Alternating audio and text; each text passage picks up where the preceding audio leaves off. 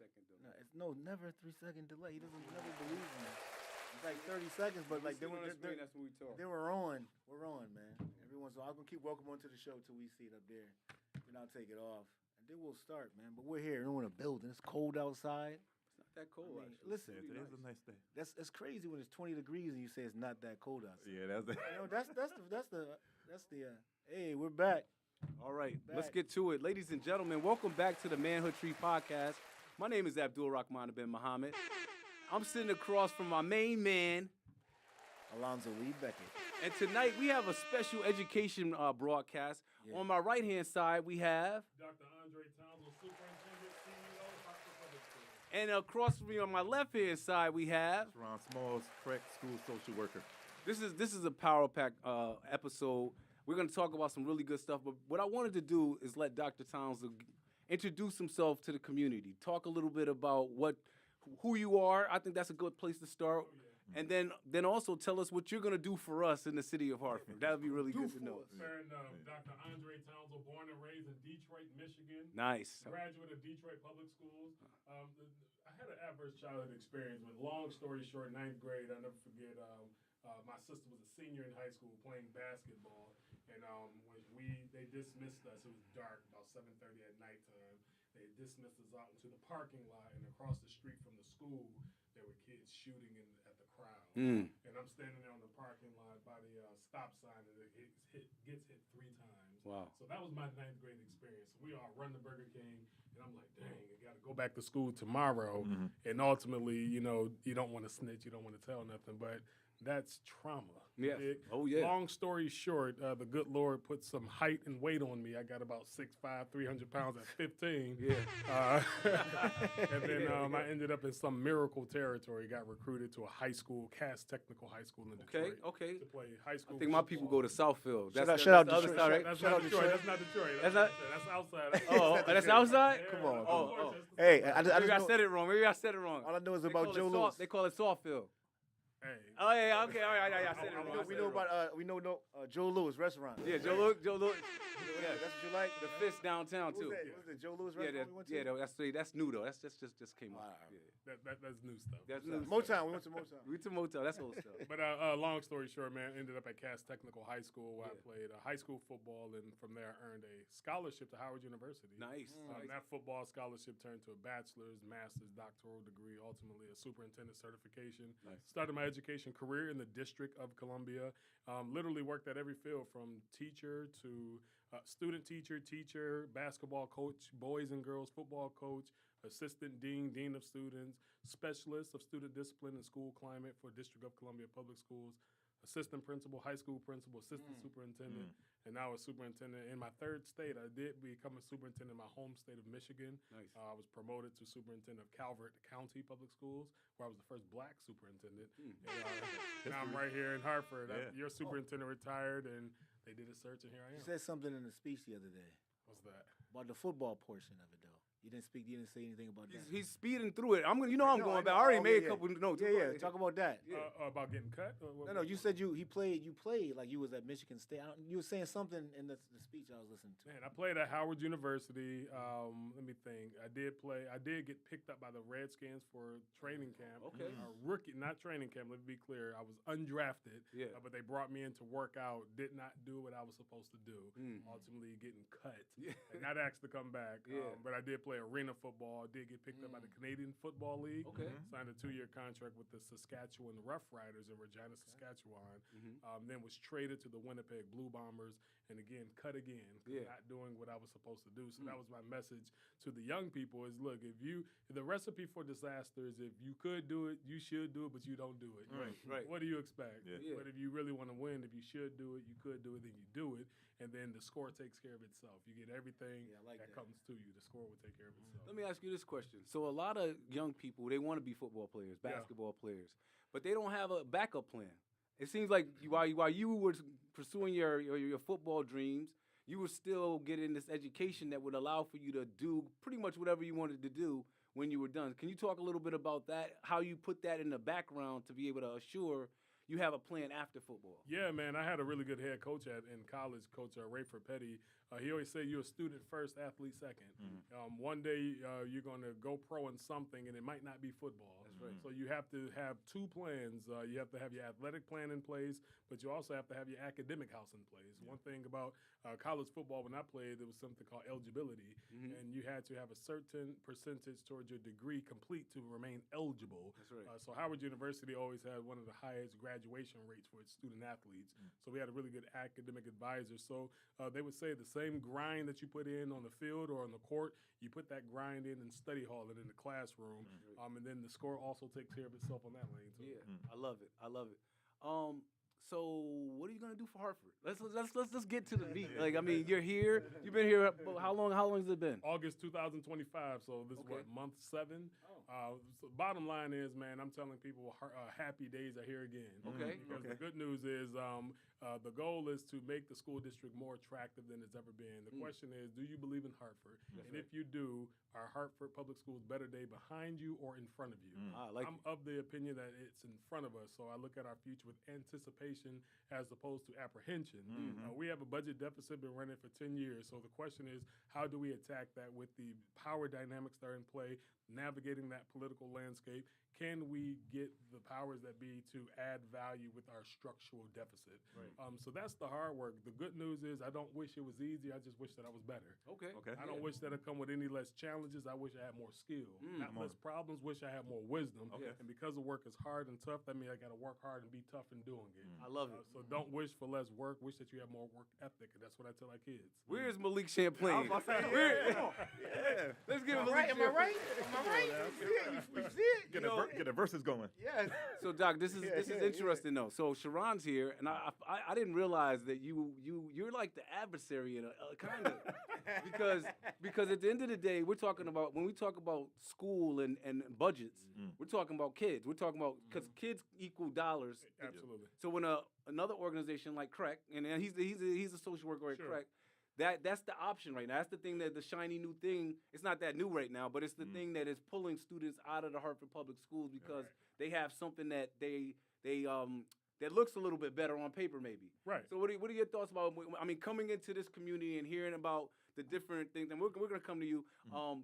What are your thoughts about that? Yeah, the bottom line is we are losing a lot of revenue because of the choice opportunity. Young families are doing what's best for their kids, and they're supposed to do that. Yeah. The question is, at what point did we lose trust along the way? Once upon a time, we had a school district over 20,000 students. Now we're barely at 16 to 15,000. Wow. The question is, can we earn our families back by rebuilding trust and gaining trust? I believe that the CREC system have a great marketing strategy, but it's the same kids, same community, same kids. The question is, can we have a better product? And I know that seems like competition, but the reality is we want our schools to be the best that they could possibly be. Of course. So we have to tell the good news like it's bad news. Right now, the person in the state of Connecticut that holds the highest test score in the PSAT is one of our 9th graders. Okay. We have e-sport arenas in most of our schools where young people have the opportunity to participate in electronic sports and earn scholarship at the collegiate level on that. I mean, we have some phenomenal things going on in the district, but the question is, can the good news spread like the bad news? How do we signal boost the message? Because soon as something bad, that goes viral. That's right. And then that goes into the lexicon, and perception is reality. But the reality is, it's not as bad as you see. I have boots on the ground, feet on land, sleeves rolled up, and I see greatness every single day. So I'm not worried about what other competition is out there. I'm worried about, can we produce the better product? Yes. And it's brand imprinting for later infatuation. When you see that Hartford Public School brand, you see a brand of excellence. I think I love everything you just said because it comes down to having pride in your community. Yep. When you start feeling like Hartford is the place to be, Yeah. the kids aren't going to go anywhere else. They're gonna say these schools are comparable as the way they look. Yeah. Because there's a lot of nice schools in Hartford. All the yeah. schools have got redone. Even So it's not- ours. Yeah. So it's not the schools aren't redone. Sure. It's about having the right educators. It's right having the right programs. Speaking of the EA Sports, and so I think that, like you said, even though it's not a competition, everything's competitive when it's two different options. We're on in the America. It's a capitalistic It's society. just how about it is. credentials and marriage. Yeah, but I think that at the end of the day, our community, our parents, they want what's best for their kids. Absolutely. And if they believe something is best, they're going to go with that. Let me tell you, here's what made Hartford Public Schools the best. Okay. Hartford Promise. Yes. You live in the city, Yes. graduate from a Hartford Public School with a 3.0 to 93% attendance rate, guaranteed up to a $100,000 scholarship to a school of your choice throughout the country. I don't know any other school system that's doing that here in the state. And you know what? Sometimes when people talk about something like Hartford Promise, you don't ever know somebody that's like received it. Right. But you know Jennifer Wilder's daughter is at Spelman right now. She should come through. She should come.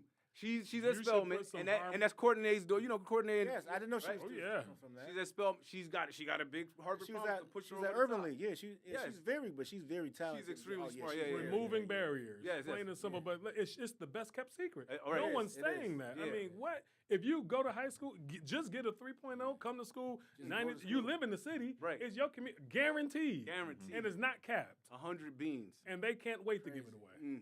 And I'm trying to tell the message, but it's not being signaled. The question is why. Right. We should do a campaign on Yes, that. come on. Please. You know, me and Zoe used to Down. do campaigns all the time. This sounds like a good I campaign. got a new gimbal. You got a new gimbal? Oh, dang. We're gonna come back and do that. We should do So the walkie talkie. let's bring in Charon into the conversation. Okay. Charon, tell us a little bit about now. Charon, just so people know, Charon is one of my good alpha brothers. And when Charon was a young social worker working on his master's degree, he did his internship at My People Clinical Shout out Services. to my people. Shout out to my So I just wanted to throw that out there. So there's no bias here. people. Hey, you fully garbed today. We see you. I'm garbed up. I got the hat and everything. Got I got everything. the button. All right. So Sharon, tell us your perspective on all this. You're in the school system every day. You're from the social worker standpoint. What do you see what's going on with our young people? And maybe give a little bit of introduction to yourself as well. Certainly. So again, Charon Smalls, a school social worker at one of Craig's elementary schools. So roughly about 500 pre-K through 5th grade students. And by law, for those who don't know Craig, 50% of our students come from Hartford. So much respect to Hartford's children and families, and the rest of the kids come from Bloomfield, Windsor, Simsbury, throughout Hartford County. We see it all. Now, a little bit about me. I'm born and raised in New Haven. I came through the New Haven public school system up until high school. I went to a private school because my family thought that I had greater opportunities if I were to go to a private school and pivot. So they kind of put that and say, let's try this avenue versus, the Hill House or, Career, Co-op, Rivercross and all that. But much respect to those schools as well.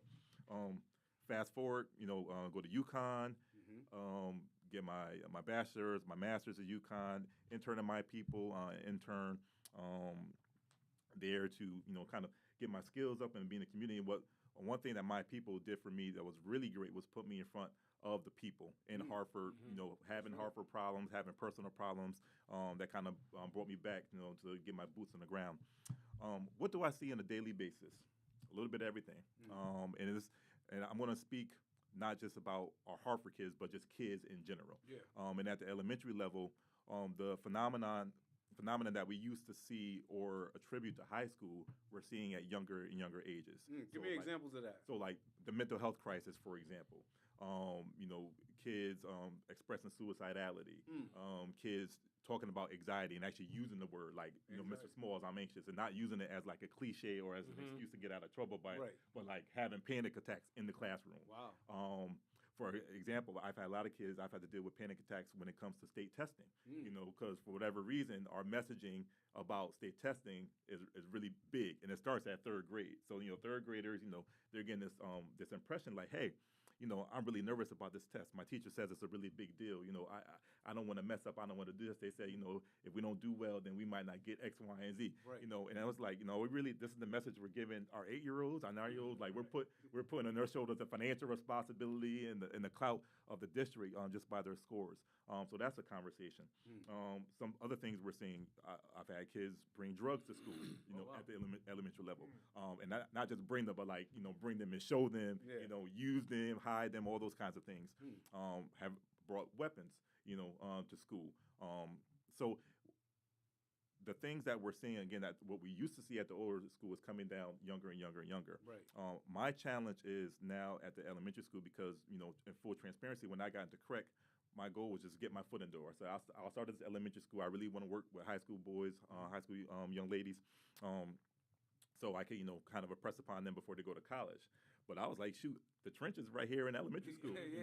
It's starting in pre-K. Like there are some challenges they have here, and I'm perfectly happy because from what I hear from my colleagues at the high school level or at the middle school level is like a completely different beast. You know what I mean?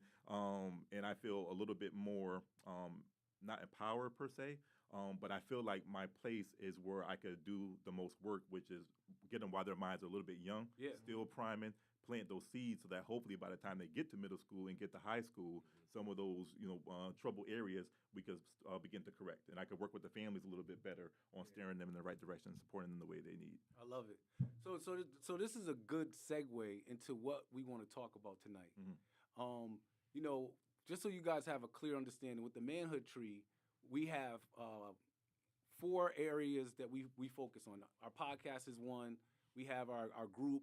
And in our group, we focus on the roots, your neighborhood, boyhood, teen, young adulthood, relationships, brotherhood, fatherhood, manhood, and men's health. Those are the different sessions that we have.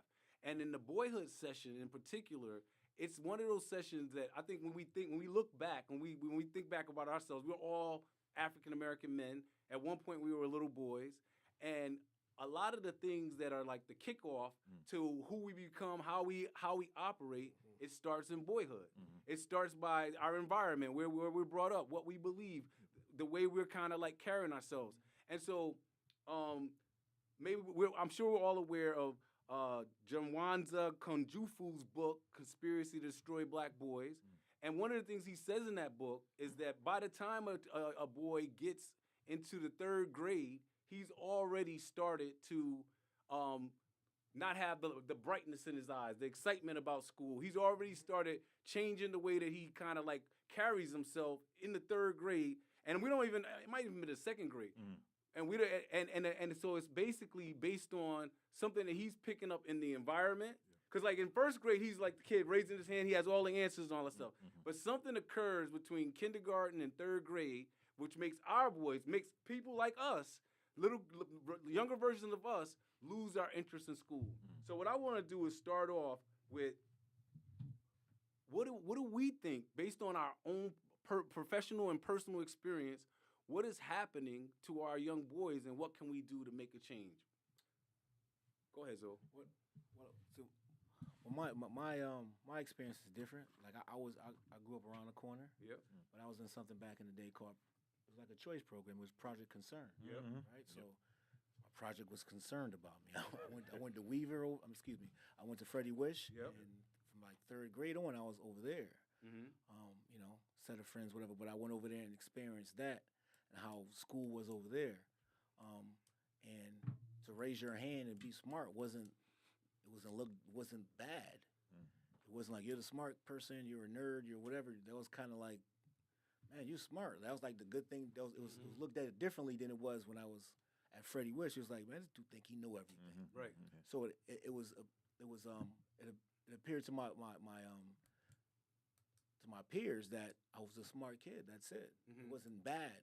But when I was here, it looked at being bad, like I was trying to be like a teacher's pet or whatever. So for Project Concern, where did you go?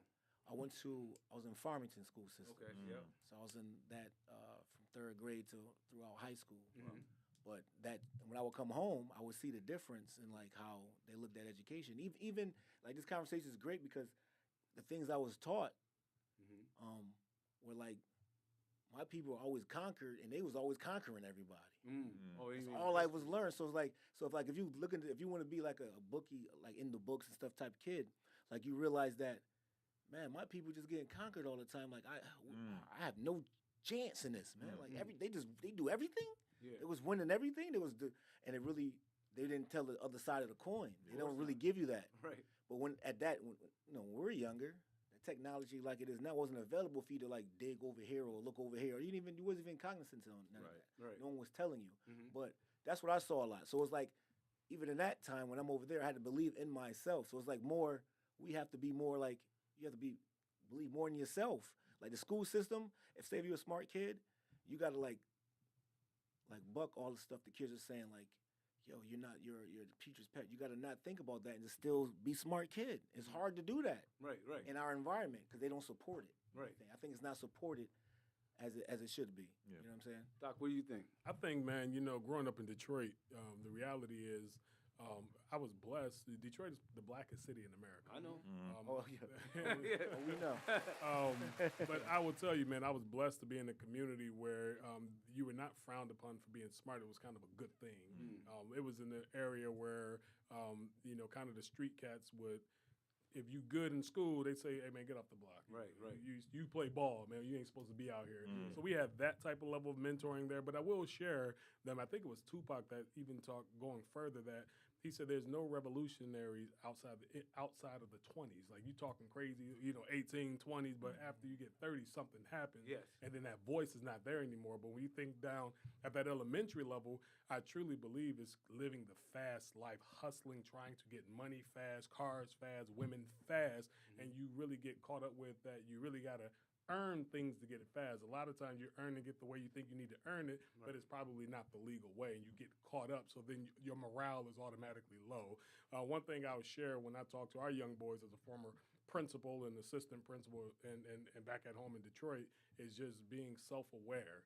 Know who you are, your strengths, your weaknesses, having self-management, not letting anybody get you out of character. When you find out that our people, meaning Black Americans who are enslaved in this country, man, they had all types of stuff on us to have us hemmed up, and we're not in that anymore. Right. And we didn't have to, we had some, revolutionaries turn around, but what is that Majara spirit to make us say, stop doing that, and now I'm your equal? Yes. And every year and every generation, every decade, it gets better and better and better, and that's not by, shooting our way out of it. It's really our spirit and the people that we are to get you to change. So it's really tapping into who we are as people and using that relationship to have people turn their perception of you around. Right. I think also when it comes to like that tender age of connecting with education, what's really important is how do we reaffirm kids when they're challenged. Yeah. I think a lot of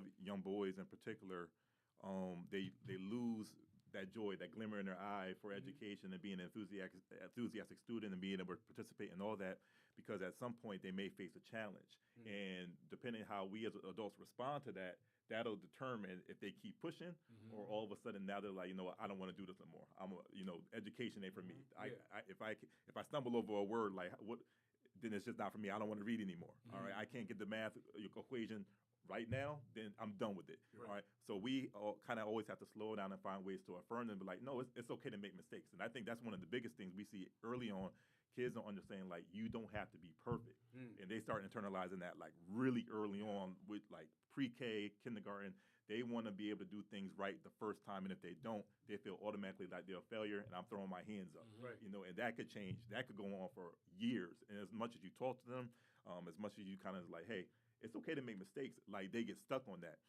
There's also this piece where, on the same token, we're focusing on our school. We try to do our best, and we try to get all educators to really partner with families to see how they're reinforcing education at home. Right. Because we as educators might have one, like, obviously that's our bread and butter. So we raise education, like we're in that.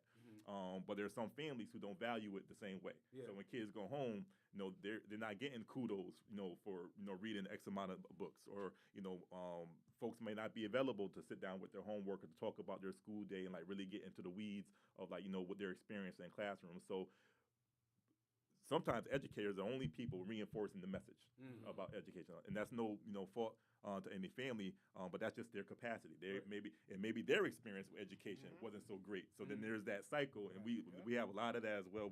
Our families are getting younger, so we're now in the generation. At least for me, my kids are the generation of parents who were like in their mid-20s. So folks who came up in various. Meaning born in 2000. Yeah. Like, so if I tell them when I'm born, they were like 1900. Yeah. What up? Like, I'm like, oh, come on, like you don't do that. Uncle already? You was born last century kind of situation. 1900s. But it's challenging. A generation of families who don't vote. A generation of families who TikTok and YouTube. Yeah, like the Instagram. social media generation. So they the kids go home, they got the screens in their face already because that's just how it operates. So it's a lot. Yeah. So what is it that if we could like take out a magic wand and get what we want for Black boys, Latino boys in general, in Hartford public schools in particular, what is it that we need more of? It's go ahead. I don't know if you're going to say this, but I think you just need people to be culturally be represented. Yeah. Kids don't care if they don't see themselves. They don't see someone that looks like them accomplishing amazing things, right? They don't. More people of color Of what I mean, of all the races in the school. I think the education should fit the community. Like if you have Black and Latino kids, they should know about Latino people that was amazing in history as well as whoever. It's the world history, right? It shouldn't be because that breeds like energy and excitement into kids, man. When they see that, they don't have to look outside because most kids. Bless you. Most kids are heroes or performers. Yep. Yeah. Heroes are rappers and artists. And like you know, That's what they see. someone else did right because that's what they want you to see basically. So it's like, I think the schools and like, hey, yeah, you can like that, but you know, Mansa Musa, right? Do you know this? Right. Do you know that? Do you know this? Like, oh, that would change the kid's mind. You'd be like, oh man, that really was like that. Then they'll get them thinking more. All right, so They- number they- one, we they got want more it. cultural representation. Number two, what else we gonna I do? think it's definitely mentorship. Yep. Mentorship. I think, is the biggest factor of having someone to look up to that's coaching you up, teaching you the game of life, how it goes. That's been the biggest impact in my life. Mentorship, coaches, whatever you want to call it. Yep. That man who's had that experience. So life being experience. let's clarify. So we're saying mentorship from men Absolutely. for the boys, right? Men or young adults, Young adults, whomever yeah. is moving in a trajectory in their lives that's deemed to be success, but just giving the game. And I'm talking about all the way down to hygiene. Right. Yeah. How to tie a tie, how to groom yourself, That's how right. to put on a nice fragrance, how to not only speak to one another, but speak to a young lady, Right. how to engage with the text, engage with the curriculum, how to understand timelines. Okay, first quarter report card. Second, you don't want to wait until 11th grade to try to get it together. It starts in 9th grade. So that mentorship of teaching you the begin with an end in mind, the end of what you're trying to accomplish, whether it's college, military, career. If you want to get there, here's the pathway to get there, Right. and someone to walk that step. I like it. Sharon, what are you adding to the list? Black male educators. Black male Yeah, educators, specifically. okay. So not just seeing us in the content that's being taught, but also those who are teaching it. I think the stat is something like K through 12 settings across the country. There are, of all teachers, 1.8% are black male educators. So like that's it's a unicorn. A lot of times, shout out to Dr. Townsel. He's kind of going through the ranks, but most they start teaching and they end up in admin. They're not necessarily in the They don't classroom. stay in it. They don't stay in the school. Which is fair because we need representation in the admin, Of course. as well. But we also need black male educators in the classroom, because like for example, me in my school, I think I'm one of two black male educators. I'm the only one that's certified. Yep. All right. And in terms of school social workers, Yep. I may be the only black male social worker in all of CREC. So like we're talking about a district. Right, right. That's problematic. Just being able to have someone who looks like you educate. We operate differently when we see someone. Like if I got someone who looks like my pops or my uncle or grandpa, Yes. like the moment I walk in the room, just Yes. things feel different, and like the way kids interact with me, like they want a lot of attention. They want to give me that, they want to, dance. They want to, like, there's that joy that's kind of automatic where I don't have to peel back that first shell to get to know you because you look a certain way. Right. And rightfully so, because unfortunately some people act the way they look in terms of, not being, so. You can say black, white, whatever you want on this show. That's right. That's right. You don't have to hold back. Yeah. So when the pigmentation's off point, it can be a challenge. So let's dive a little bit deeper because we're social workers. You're in education. You're out in the community all the time doing videos and stuff like that. So Hey, I got a social work degree, man. I mean, what? I don't have an MSW. I got sociology. I'm a minor with sociology. Yeah, okay. You got a BS. My point was but I was talking about your career. My point, the question I was going to ask though. So we all kind of gave these answers that are not necessarily going to change tomorrow. It's maybe not in the next 10 years. Maybe never. So if predominantly we have female teachers in most levels, and then you said probably more than half are not people of color, who and we're talking about in districts like Hartford, Bloomfield, Windsor, whatever, That's the same. Yeah, it's like 75%. In some districts, I'm sure it's like in the 90s. So when you have those individuals who are raising up and teaching our kids, and then they have maybe a certain level of fear, maybe sometimes disdain, maybe sometimes their own personal stuff coming out in the way that they discipline and treat our young men, our young boys.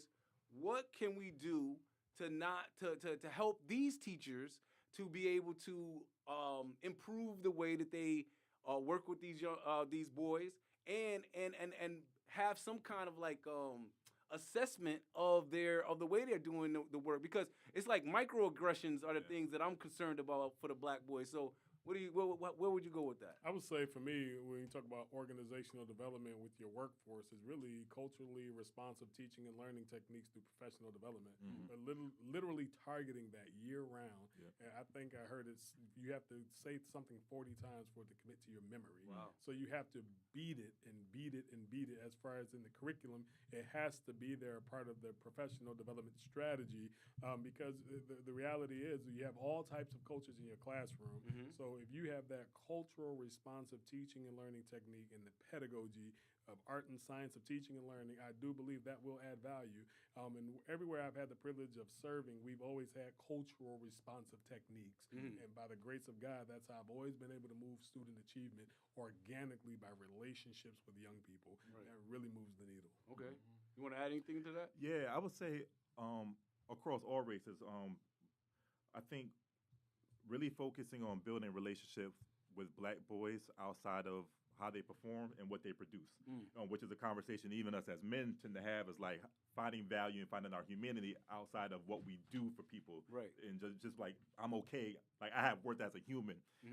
That starts in school early on. That starts with our families. That starts, as early as pre-K. Is like, I'm only going to listen to you if you do what I told you to do. If you sit down and be quiet, then we can have a conversation. You're only worth my attention until you do those things. You're only worth my praise until you finish your work. Don't ask me for nothing. Don't say nothing to me. Get out of my face until you finish your work. That kind of conversation may not be as harsh, but I mean, that's essentially what it is. Where we're teaching and reinforcing early on is like, you're only worthy of praise, positive reinforcement, attention, break time, rewards, and all these things if you comply. If you do what I tell you to do. If you do what I tell you to do. And that goes to like, it sounds like you're setting up the school to prison pipeline. That sounds like the pipeline where you learn how to. You're gonna produce one way or another. Do this, right? Or you're gonna go this way. And so I think that and so like what about the other piece about what about father involvement? It's major, man. Yeah. You got to be not absent as a parent regardless. Yeah. Because some young people have circumstances, but as a father, if you have a responsibility, if you have young people that are in schools or at home and you're not in that household regularly, the question is, how are you checking in with them academically? Because it really makes a difference for a young person to see all parents or all loved ones or all guardians engaged in their academic journey. You cannot drop a young person off in August and pick them up in June. That's right. You have to stay engaged the entire time. So what percentage are we looking like in Hartford? Like how involved are the fathers in this particular school district? You know what, man? I've been privileged of meeting a lot of very engaged fathers. Since I've touched down and hit the streets, kind of going door to door and school to school, I've ran into a lot of families at community forums where fathers are present, which is good. Yeah. So I'm saying, hey, bring your boys out. Let's make sure that we have a lot more fathers involved. So it looked good from my lens. Yeah. You want to say anything about crack? Yeah, it's hard to measure because like, how do you measure engagement? So I let the kids off the bus in the morning, and I'm always kind of like looking like, okay, who's dropping the kids off? And it's a lot of dads, and you could tell like it's the dads who maybe just got off like the third shift. They come home, get the kids, they're still in uniform, or they're on the way to work. Right. They got the kids nicely dressed. Make sure they got the book bag on. They're giving their kisses, their hugs, giving dap and all that. So I'm always very proud to see the number of fathers who drop their kids off to the extent where I'm just like, we need to do something for the fathers. Oh, I was about to say you should do something for the fathers. We need to do what can we do? Can I be a part of it? I like that one. Yeah, I like that one. We're going to be in school or after Father's Day with these snow days, so it's like, how about we just lay out some coffee and rolls or something and be like, Dunkin' Donuts cards. They love Dunkin' Donuts cards. But it's important. I have this activity that if you want to, this is a quick, easy activity. It's called, we usually do it with men, but it's like speak life into a brother. That's what we call it, right? Yeah. And so I had the privilege when we did it at our retreat this past summer, where it was me and my son, And so imagine if you had the donuts and you had the coffee, but we had an opportunity for fathers to speak life into their children. And it's like it's 30 seconds, it's a minute. Yeah. But I mean, sometimes kids, like the same thing with parents, they're doing the same thing as saying like, go to your room, do your homework, clean up. And they don't ever get it, the children don't ever get a chance to hear their father say, first of all, I love you. Right. First of all, you are the most important. The reason I get up every day and do all these things is because of you. You have inspired me to change my life, do something different. It's not assumed. It's not assumed, Right. right? And so if we could, if you just want to do a quick, hey, we're inviting the dads in, but we don't want to just do that because it's like the activity just becomes the thing. Like, oh, we're eating donuts, they're here, let's take a picture of this. But we could actually have an impact if we actually added another little layer. Yeah, that's deep. I like that. I think I want to give a shout out to the fathers, man, because a lot of times we don't get enough credits. We have a lot of dads that are doing a lot of good things for the young people, taking advantage of taking care of their responsibilities. So shout out to the fathers. I love that. I love that. So what about space? You talked a little bit about the emotions of the children being a little bit different. So where does a boy who is having some issues with his emotions, where does he go? Where are the places he can tap in? Where can he go to be able to find peace in his school day at this time? It depends on the school, but what I will say, if you don't give them space, they're going to find space. They're going to make it, and it could be in the middle of the classroom. So when we talk about like the increases like disruptives and behavior, it all boils down to emotions, and then not necessarily having the skills or the capacity to be like, you know what, maybe this is not the right place, right time. I got to find a different way. You talk to most school social workers, if we're running programs or doing counseling or even in the IEPs and through special ed, 90% of the time is to teach kids coping skills. All right. So like, hey, you don't got to throw a book just because you don't want to read. Let's just ask for help. Like, you don't got to throw a chair just because, you're hungry. Ask for something, ask for food. Like, so it's teaching that advocacy at a very young level and bring that all the way through high school. And again, reminding kids like, all right, if you need a space, let's find a space. All right. You have a preferred adult you want to talk to. It may not be me. It doesn't have to be me. All right. You want to talk to your teacher that you vied with a few years ago. You could go take a break with them. You don't even have to say anything. You could sit there quiet, whatever. But you making space, it depends on the kids. Like, do you want to go sit in my office? We put on some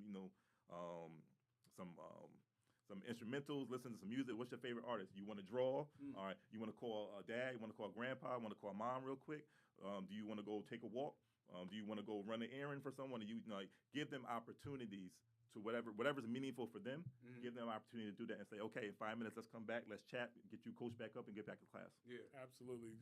Let them cool down, and then you follow back up with them because you have to restore whatever that harm was in the past. You don't sweep it under the rug. You don't let it fester. You got to solve it, resolve it, and move past it. So what specifically? And this is for both schools systems. What specifically are we doing to engage fathers, maybe grandfathers, maybe uncles, depending on the structure of the family? What specific tools are we implementing? Are you implementing to be able to engage fathers into the school system? Great question, man. We actually have a breakfast coming up with all of our families where fathers are included. Nice. So we do community forums all the time. On February 18th, I have a community forum to talk about the school system's budget. And a lot of times we have food there, and a lot of fathers come out with their young people, fathers, moms. But our breakfast is also very important too because it's an opportunity to have them engage with our family engagement office. We point them in all type of areas for resources. Just today we did a ribbon cutting at Weaver High School for the food pantry we just put in there. Our partnership with Stop and Shop. They donated $7,500 and stocked their food pantry up with all types of food, which is good. So those partnerships, but those families sometimes need that wraparound support. And a lot of times our fathers, we're protectors. So we're going to see, low-key and discreet about it, but how can you support and add value? So when we have those community forums, when we open up those food pantries, also when we have those budget forums and hearings and parent-teacher conferences, we encourage our fathers to come out. I love it. Charon, what about, you want to add anything? Yeah, engaging dads is interesting because sometimes for various reasons, dads don't feel included. So co-parenting is usually those like real funky situations. Of course. And a lot of times the kids are with mom, especially at my age group, but across all ages. But making sure that we're finding ways to even if the parents don't get along, to make sure that the same messages go to dad. So whether that's through Seesaw or Power School, whatever, how we do it, emails, and letting dads know like, hey, you might not have the physical custody, but can we call you if we need you? You know, we got this program, you're more than welcome to come up. Hey, your child got a PPT coming up. Did you know about it? Right. You know, show up to the table. Do you have any questions? So kind of always keeping that lines of communication open and making sure that dads don't feel alienated just because they got some other stuff going on. That's right. And to make sure like, hey, you're part of this child's life. You know, you help make them. You know, you can help make their education, and we welcome you. We don't know what your experience like was in school, but that's okay. You're here now. What can we do to get you engaged now? I love it. And I know Hartford has it, and Craig has as well. We have the Office of like Family Engagement. We call them FACES.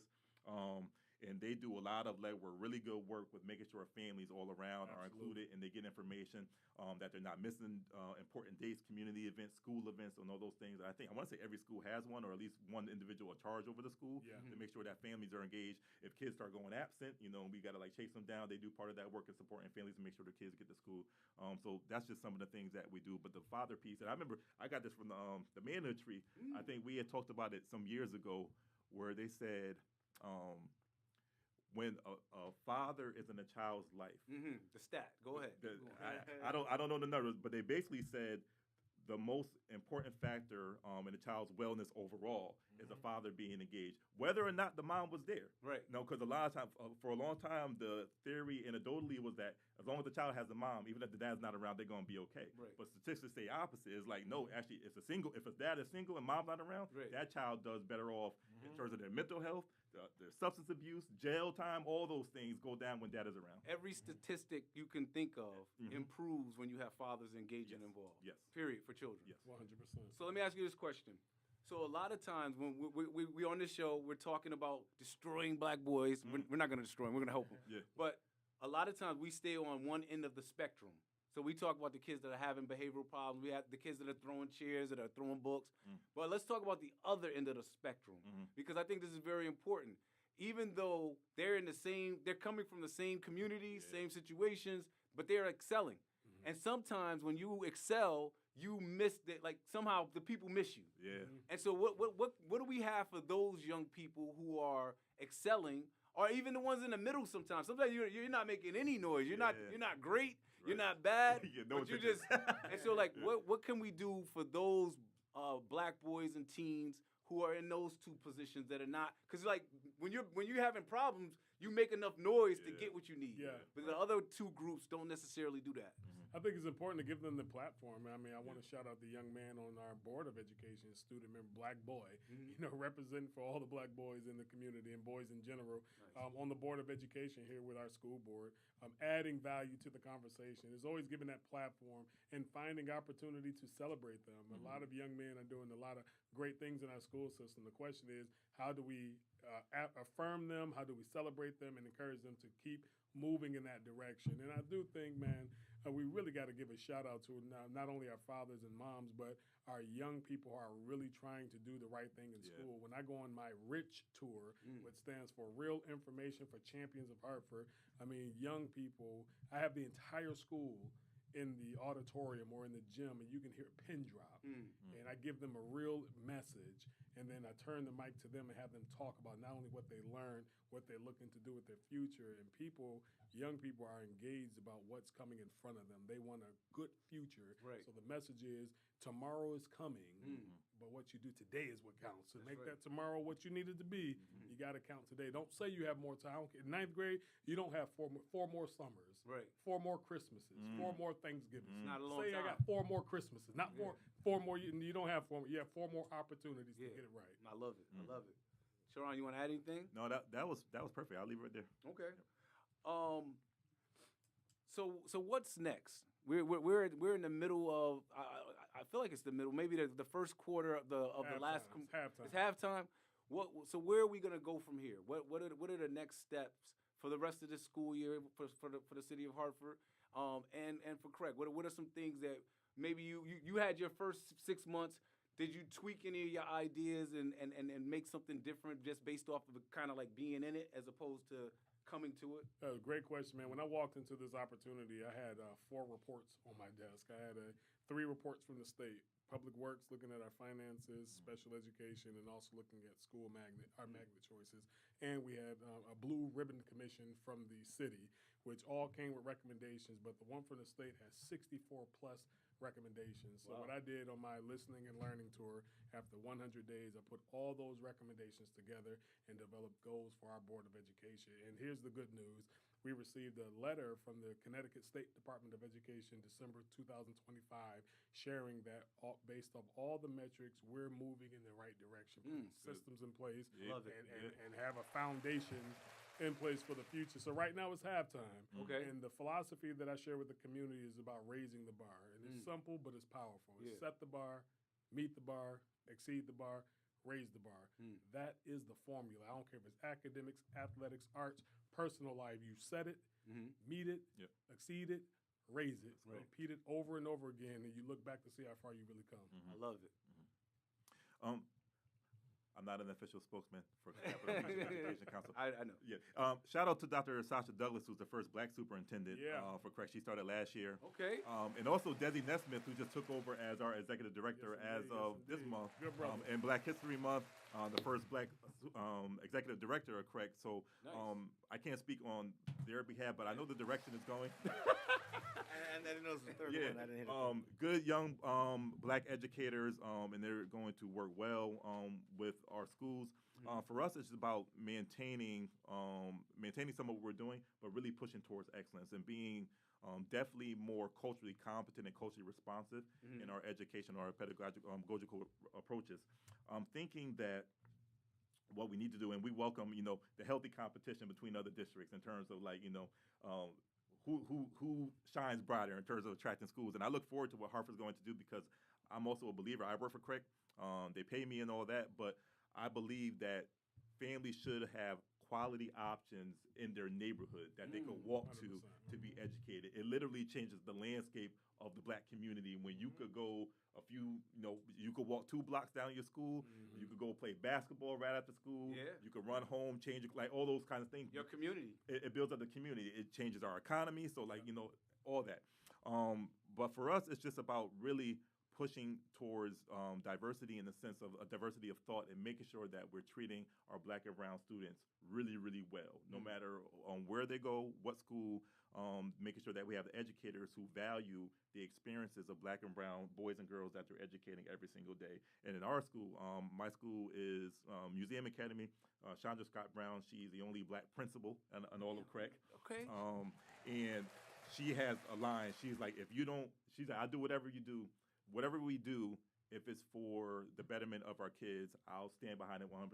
She said, but if you don't love children, then you're in the wrong line of work. And you're at the wrong school. That's right. So a lot of folks get into this business, and for whatever reason, there's teachers who don't like kids. And it's like, that doesn't even make sense, but whatever.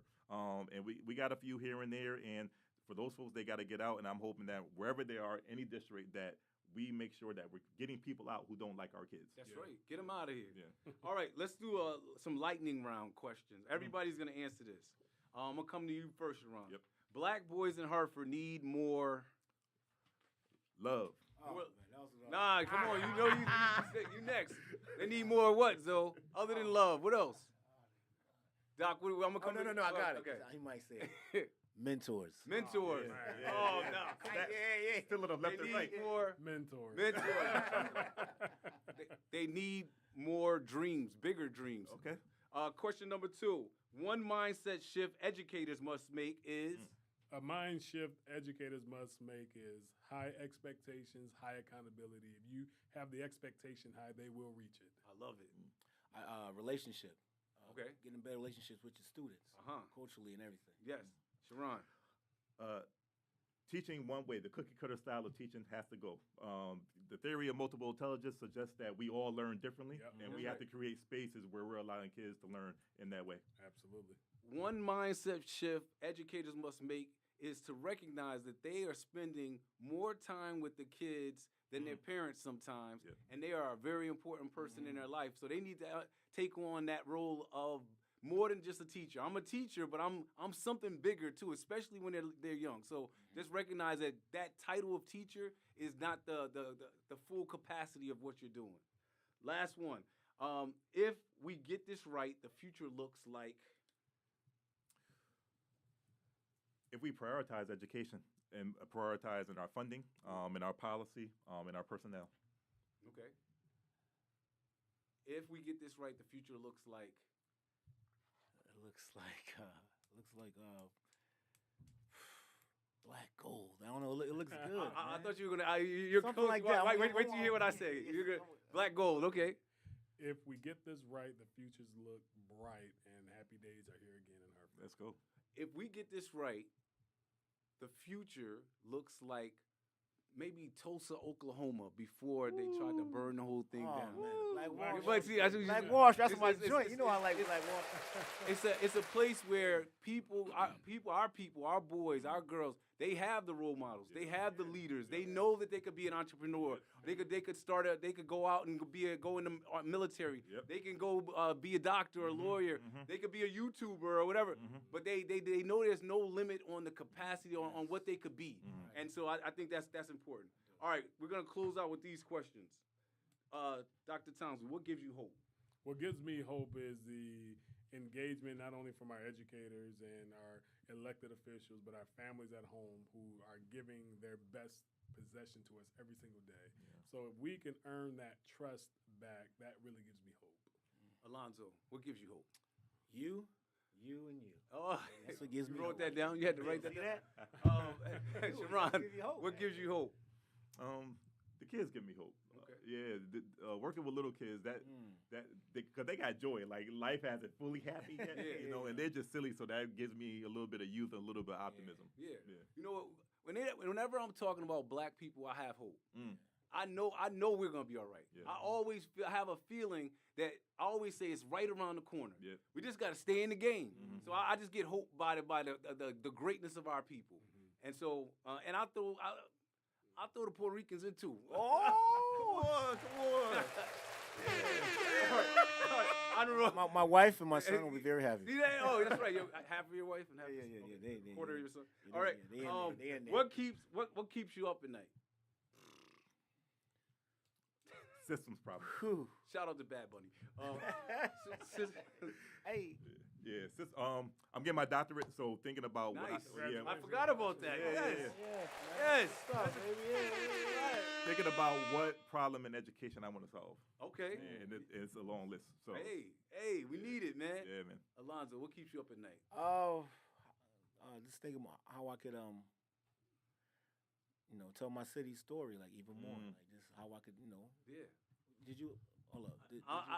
We're gonna talk after this. All right. Don't put me on the. Keeps you up at night. The budget and Yeah. how it keeps me up at night. Yeah. You know what keeps me up at night? Going to the bathroom all the time. I might need to go get my prostate checked. I gotta see.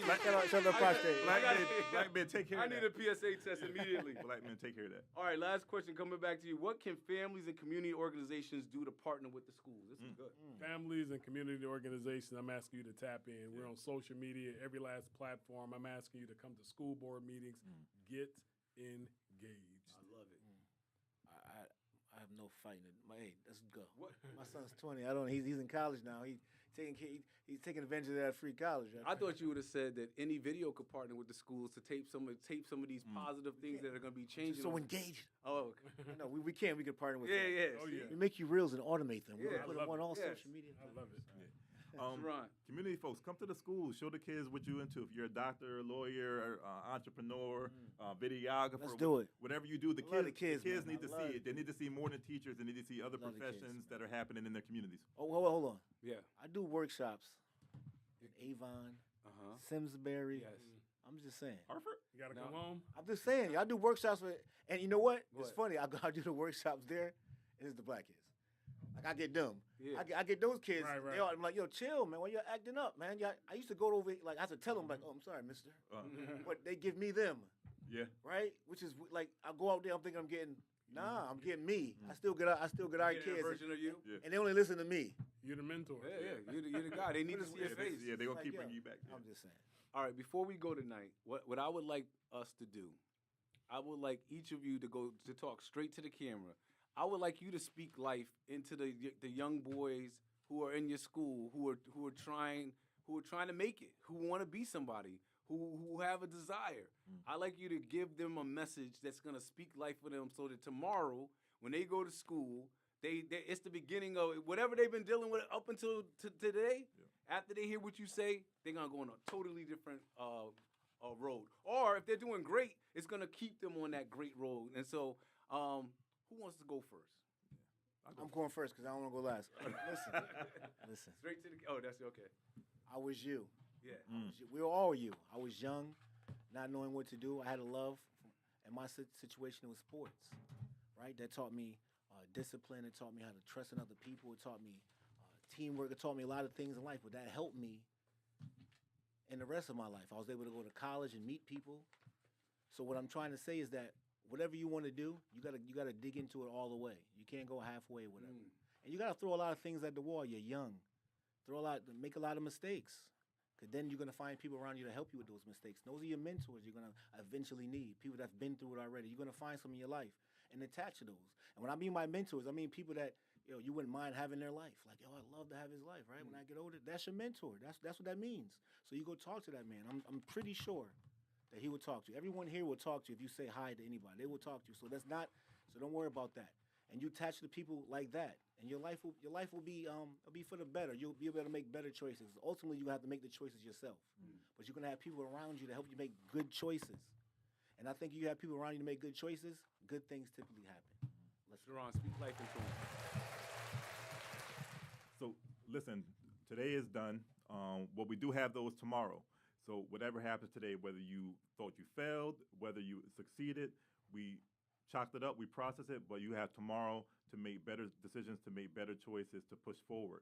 Hey, and also listen, put your social media down. That's not real life. It's good for giggles, it's good for laughs, it's good for entertainment, but get a real mentor outside the screen in your life.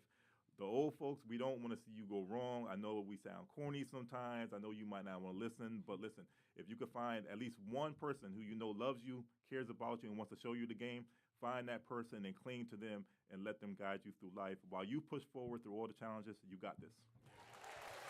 Doc, what do you got for him? I would say this. Here's the recipe for disaster. I should do it. I could do it. I didn't do it. Success. I should do it. I could do it. I did it. Let me tell you something. Tomorrow is coming, and those that win tomorrow conquer today. I'd rather you suffer the pain of discipline than to suffer the pain of regret. So get it done.